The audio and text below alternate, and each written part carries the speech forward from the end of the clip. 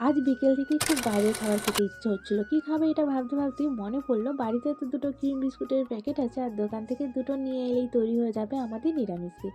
শীতকাল মানেই তো কেক খাওয়ার সময়। এবছর আমাদের বাইরের কেনা কেক খাওয়াই হয়নি। বাইরের কেনা বেশিরভাগ কেকই তো ডিম দেওয়া থাকে, তাই বাড়িতেই নিরামিষ কেক খেতে ইচ্ছে হলো। আর আমার কিছু খেতে ইচ্ছে হলে সেটা আমি বাড়িতেই বানিয়ে খেতে বেশি পছন্দ করি, কারণ আমাদের এখানে আশেপাশে খাবারের তেমন কোনো দোকানই নেই। আচ্ছা, আমার মতো তোমরা কে কে বাইরের খাবার খেতে বেশি পছন্দ করো কমেন্ট করে জানিও। বাড়িতে অনেক কিছুই বানিয়েছি, কিন্তু কেক এই প্রথমবার বানানোর চেষ্টা করছি ফোন দেখে, জানি না কেমন হবে।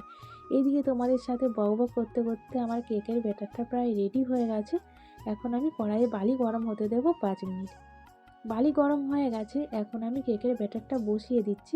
কেকটা হতে হতে সেই ফাঁকে আমিও গরম গরম চপ মুড়ি খেয়ে নিই। কিছুক্ষণ পরে এসে দেখছি কেকটা খুব সুন্দর ভালোভাবে হয়ে গেছে, আর কেকটা খেতেও খুব ভালো হয়েছিল।